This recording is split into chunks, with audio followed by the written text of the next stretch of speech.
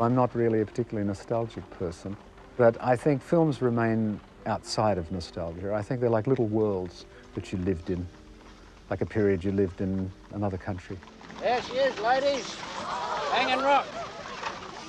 With a film and that little world, when you recall it, you remember the good and the bad in equal measure. So it's a very pure kind of memory.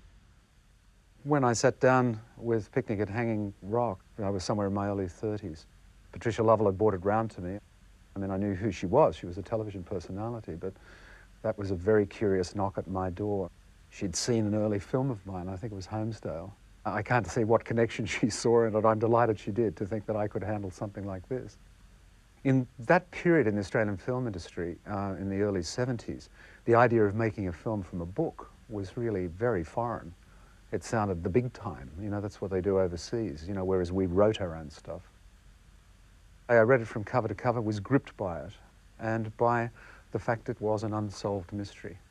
And I was burning with it. I mean, it was just like electricity through my body. And I was very keen to make it. I said to Pat, how do you go about this? I mean, do you have to get rights? I mean, that's how early it was in the revived Australian industry. But the gatekeeper wasn't, in this case, a bank manager or a film distributor financier. It was Joan Lindsay herself. She had to approve the production team, and certainly had to approve the director. So I had to go and meet her. She was a woman of refinement, of elegance, a woman from a world as vanished as is the world of the characters in Hanging Rock. She was married to Sir Darrell Lindsay, and that's where I met her, at her wonderful farm out of Melbourne, for a lunch. And this lunch was pivotal. We went there, Pat Lovell and I, with her publisher, and she was going to approve me or not. So it was strangely an audition, and a director is not used to being auditioned. The conversation was urbane and wide-reaching about art and painting and the Lindsay family, and through the windows was this glorious farm. It was in some ways like being in a setting of the film itself. After lunch over coffee, I asked a question I'd been told not to ask. And that question, that I'd been prepped by the publisher, he said, don't ask Lady Lindsay whether the story is true or not.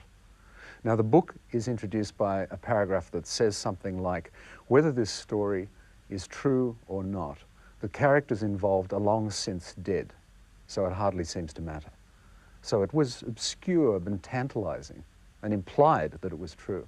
So I thought, whether I get the job or not, I must ask this question, otherwise it's a bad start, and I have to know. She has to tell me all the secrets. So I introduced the question over that coffee in that lovely room. I said, Lady Lindsay, I've been told not to ask you this, but is the story true? And she said, young man, I hope that you do not ask me the question again. And I said, that's fine, okay. And I said, well, I'll move to another difficult question, and you may tell me that you're not going to answer this. But I said, I mean, do you think it's wide open what happened to these girls? I mean, in your mind, do you think they fell down a hole? Do you think, for example, they were abducted by aliens? And she said, any of the above.